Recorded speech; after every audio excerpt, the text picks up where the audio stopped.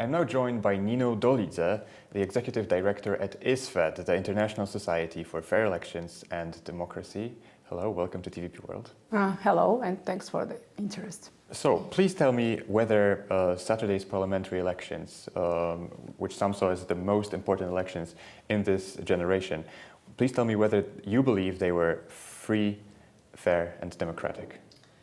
Yeah, so I will start that we have been observing these elections, not only election day, but whole pre-election period, and we are also looking post-election period.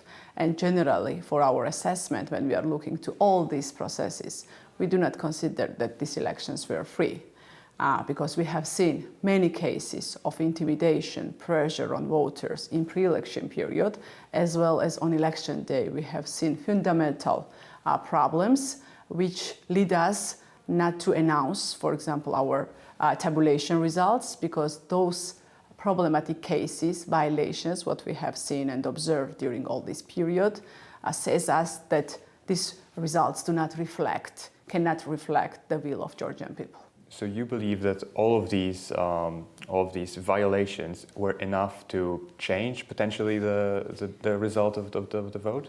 Yes, we think that because in pre-election period we had serious problems related to, for example, processing and collecting data of the voters, also cases of ID confiscations, also cases of use of administrative resources and using all the state institutions in favor of ruling party. And on election day, the scale of vote buying, scale of tracking and processing information of the voters who have been going to the polling stations, also scale of violation secrecy of the vote and not doing inking procedure which can be the way of carousel voting. We believe that combination of all these violations, based on that we can say that it cannot reflect the will of Georgian people, and of course accordingly all these affected the results of elections. So your organization was present at many precincts. Could you tell us about the scale of the observation?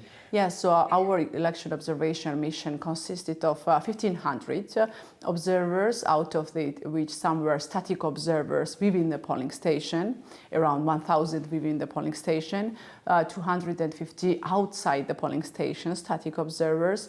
We also had 85 mobile groups who was going from one polling station to another and also checking. We had district election observers, and we had around 45 observers out of country, because these elections was also out of country voting for people, and all our assessment is based on these people's information. One is we have a qualitative analysis, but we also have quantitative analysis of these elections, because during reporting to us we collected the percentages of the violations, what we say, and whenever I am saying that we have seen 13% of vote buying outside the polling station, we can generalize it throughout the country, for example, because of the methodology what ISFED has. And you were also present in big cities, but also in the countryside. Of course, our observation is based on random sample of statistical, choosing a different polling station. It was covering cities, it was covering rural areas, villages, ethnic minority areas, mountains areas, and again out of country. So it has the result which you can generalize throughout the country. It's not like only rural areas or cities. So that's why whatever we are saying it about the whole country, and our findings are covering again and can be generalized throughout the country. And where do you believe most fraud happened? Was it in the rural areas? Because that's what some of the reports were saying, that in some villages the ruling party got more than 90% of the vote, and many people believe that this is simply impossible. Yeah, mostly whenever we see problems, it was mostly, yes, in rural areas and not big cities, and you can see voter behavior and results very different from cities and again villages. Also, you can see very different results from the diaspora, where we haven't seen intimidation and pressure, or at least it was less, and it was free voting outside more or less, although we have seen problems also there.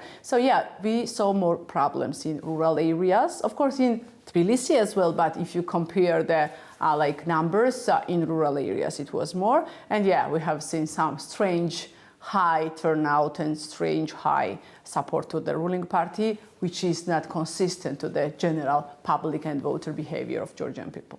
And is there any way to check it afterwards? Is there any way to investigate further the results of the elections in these particular places? So now it's like electoral dispute resolution process, and our observers and lawyers still continue working in district election commissions. We are challenging some of the final protocols, and we have electoral disputes and complaints about many other cases.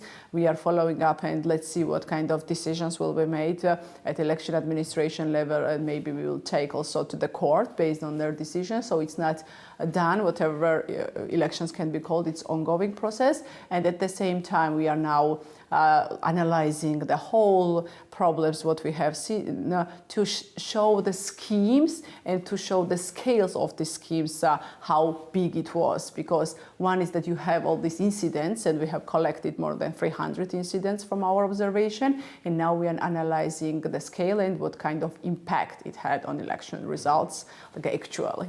Can you give us some numbers? For example, in what percentage of the precincts these violations took place? So we have first information more than 300, but now we have additional information coming, which we couldn't receive on election day because again, it was so high problematic cases that our incident center could not respond to all the phone calls because of these massive problems.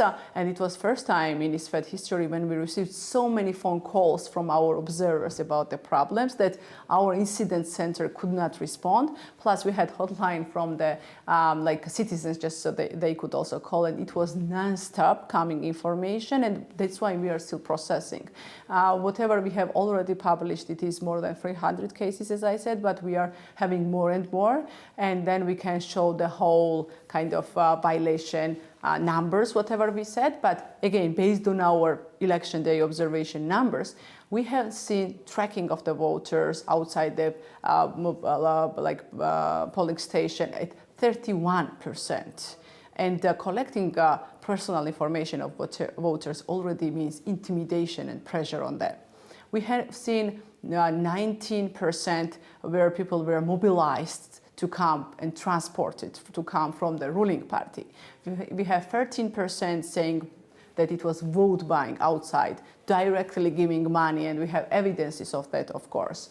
And we have again 9%. So you have evidence of people handing out money and saying, please vote for this particular candidate. We have evidence of giving money. Of course, you cannot have all of them because some happened and then you couldn't take photo. But whenever we saw problematic cases, our people were taking photos and videos. For example, in the case when we had ballot stuffing, our observer was kicked out from the polling station and then he couldn't take photo. And we are also asking to annul these polling station numbers. Also, for example, we have cases when mobile ballot box came back to the polling station and it didn't have signature in the voters list, which means that we don't know whether these voters really voted with this mobile ballot box or not because there is no signature. So it was massive. Number of problems which was directly affecting on the results of elections. Other elections, we have seen many problems, technical, but technical, okay, it cannot directly affect the results. For example, if polling station is opening 5 minutes late, it's not a big problem. But if you have ballot stuffing, double and triple voting, not doing inking procedures, which is leading to the carousel, looking how people are voting and secrecy is not vote, these are the problems which is directly affecting, and because of the scale and because of the nature of these problems, what we saw, that's why we are saying that we do not believe that it was the will of Georgian people, these numbers, what we have seen.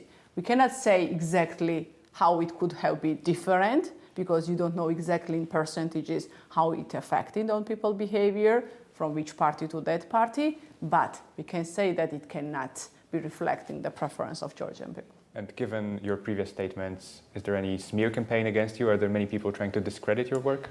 Ruling party, of course, started saying that you are not issuing parallel vote tabulation results, and they also said that it is pressure on me or something. Of course, it was our decision based on whatever we have seen not to issue numbers, because again, we are saying that all the problems what we have seen affected the result tabulation process. And when will you publish your final report? Or before final report, we will have several statements, and we are going to have presentation also to show all these schemes and violations and its effect. And final report will be later, but before that, we will have many information coming to public and showing about all these procedures, what we saw and what was not democratic way of conducting elections. Well, thank you very much for sitting down for the interview.